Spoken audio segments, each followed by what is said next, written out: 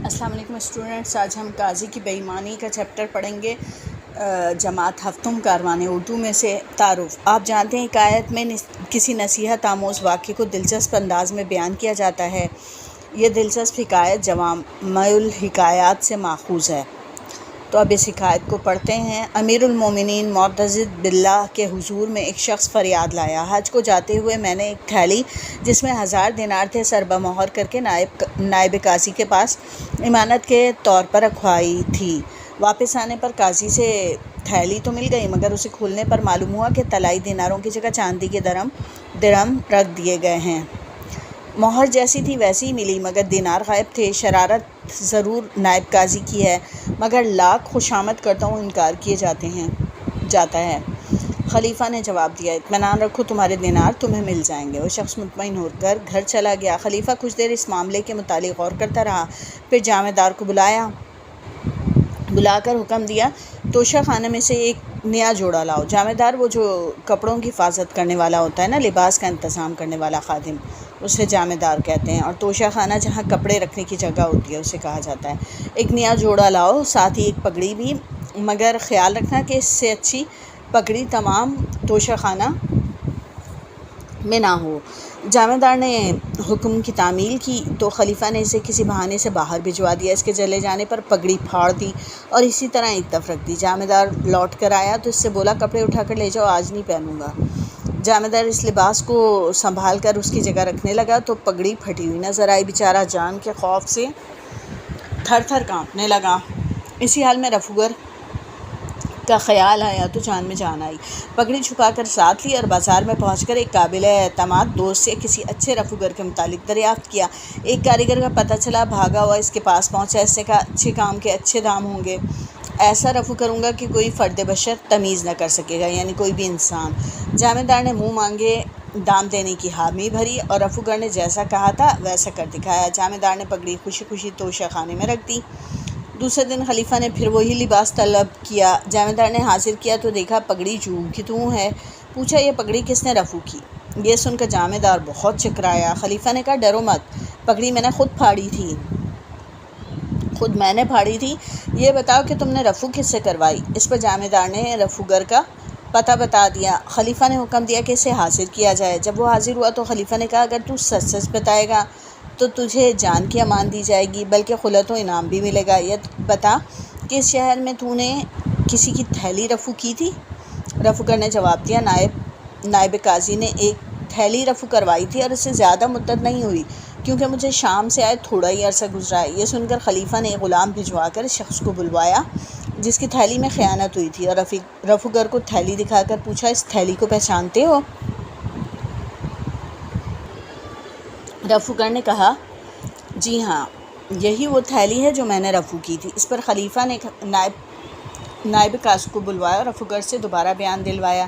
رفوگر نے قاضی کو مخاطب کر کے کہا، یہ تھیلی تم نے مجھے یہ کہہ کر رفو کرنے کو دی تھی کہ غلام کے ہاتھ سے گر کر پھٹ گئی ہے، کسی جگہ تذکرہ نہ کرنا کیونکہ امانت کا روپیہ ہے، لوگوں کو شبہ ہوگا۔ اس بیان کے بعد نائب قاضی کو اصل رقم ادا کرنے کے سوا چارہ نہ تھا۔ قاضی رقم ادا کر چکا تو معتضد نے حکم دیا کہ اسے دریا میں غرق کر دیا جائے، اس کی جگہ کوئی اور شخص نائب قاضی مقرر کیا جائے۔ اب ہم اس کی سرگرمیاں کریں گے۔ تو اس میں جو ہے سوال نمبر 1 تو ڈرامے کے انداز میں جماعت میں پیش کرنے کے حوالے سے، سوال نمبر 2 ہے حکایت کا کوئی اور موضوع عنوان تجویز کیجیے۔ تو میرے نزدیک خیانت کا انجام، سوالات کے جوابات تحریر کیجیے۔ فریادی کے ساتھ کیا بے ایمانی ہوئی؟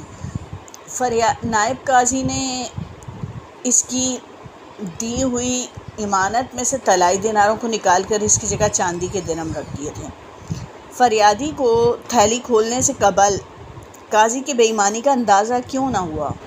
کیونکہ فریادی کی تھیلی کو رفو کروا کر اسی طرح دوبارہ سربہ مہر کر دیا گیا تھا۔ فریادی خلیفہ بے حد عقل مند تھا، اپنے دلائل سے ثابت کیجیے۔ خلیفہ کو اندازہ ہو گیا تھا کہ تھیلی کو شہر کے کسی ماہر رفوگر سے رفو کروایا گیا ہوگا، اس لیے اسے قاضی کو بلوانے سے پہلے رفوگر کا پتہ چلانے کے لیے یہ طریقہ اختیار کیا کہ اپنی پگڑی میں نقص پیدا کر دیا تاکہ جامہ دار ڈر کر اسے ماہ رفو گر سے رفو کروائے اور اس طرح رفو گر اسے فریادی کی اصل معاملے کی حقیقت بتا سکیں۔ جامہ دار اور رفو گر اس معاملے میں قصوروار تھے یا بے قصور؟ وضاحت کیجیے۔ جامہ دار اور رفو گر اس معاملے میں بے قصور تھے، کیونکہ جامہ دار نے ڈر کر پگڑی رفو کروائی تھی، اسے خلیفہ کے معاملے کا علم نہیں تھا۔ اسی طرح رفو گر کو قاضی کی خیانت کا علم نہیں تھا، وہ قاضی کی خیانت سے ناواقف تھا۔ اس حکایت سے آپ نے کیا نتیجہ اخذ کیا؟